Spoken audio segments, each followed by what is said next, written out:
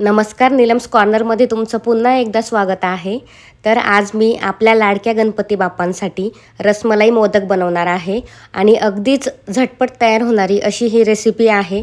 तर चला तर आपण रेसिपी स्टार्ट करूया। रसमलाई मोदक बनवण्यासाठी मी या ठिकाणी 200 ग्राम पनीर घेतलेले आहे आणि मी हे पनीर एका मिक्सरच्या भांड्यामध्ये टाकून याची बारीक अशी पेस्ट बनवून घेणार आहे। तर बघा, मी बारीक अशी पेस्ट बनवून घेतलेली आहे मिक्सरच्या भांड्यात। आता मी एका नॉनस्टिकी पॅनमध्ये 1 चमचा साजूक तूप टाकले, जे की मी घरीच बनवले। आणि जर का तुम्ही साधी कढई वापरत असाल तर तुम्ही साजूक तूप जास्त टाकाल। तुपामध्ये मी आता मिक्सरमध्ये फिरवून घेतलेले पनीर टाकलेले आहे। पनीरच्या पेस्टमध्ये मी आता अर्धी वाटी मिल्क पावडर टाकून घेणार आहे आणि मिल्क पावडर तुम्ही कुठल्याही ब्रँडचे वापरू शकता। मिल्क पावडर टाकून झाल्यानंतर मी यामध्ये 3 चमचे पिठी साखर टाकणार आहे। तर आता हे मिश्रण व्यवस्थित असं मिक्स करून घेणार आहे मी।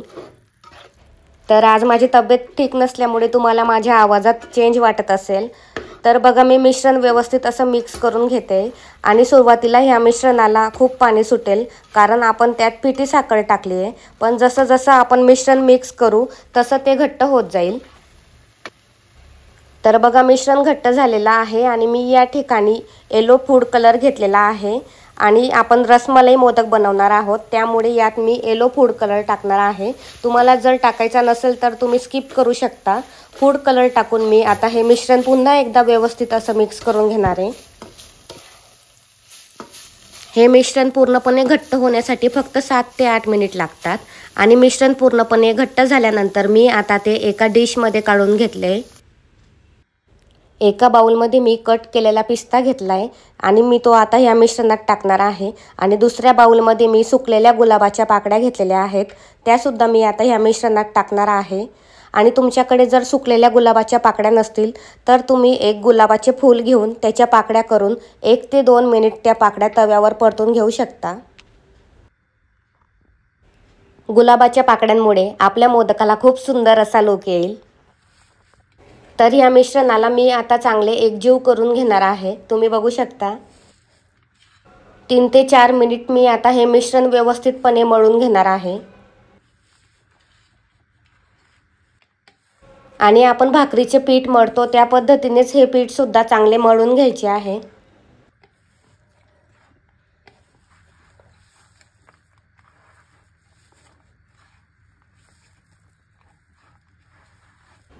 तीन ते 4 मिनिटांनंतर हे मिश्रण आता व्यवस्थितपणे मळून झालेलं आहे।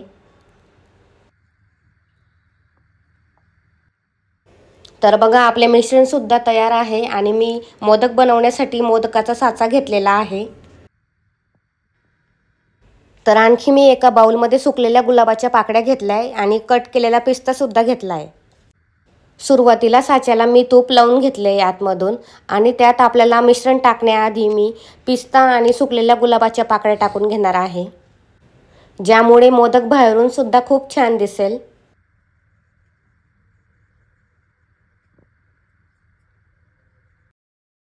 मिश्रणाचा गोळा करून आता आपल्याला साच्यात भरून घ्यायचा आहे। दोघी साइडने मी आता हे मिश्रण साच्यात भरून घेणार आहे आणि तुमच्या घरी जो साचा अवेलेबल असेल तुम्ही त्यात हे मोदक बनवू शकता। तर सगळ्याच मोदकाच्या साच्यात मी आता हे मिश्रण भरून घेणार आहे।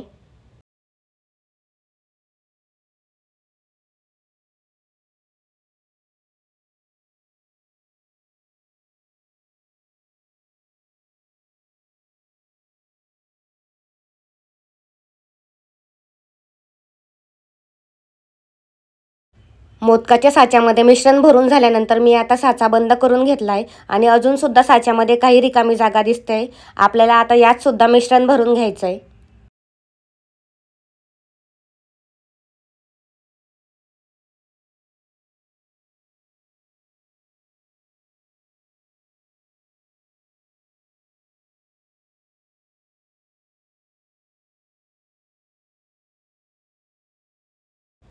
सगळ्या साच्यात व्यवस्थितपणे मिश्रण भरून झाल्यानंतर मी जे एक्स्ट्राचे मिश्रण लागलेले आहे साच्याला ते मी आता काढून घेणार आहे।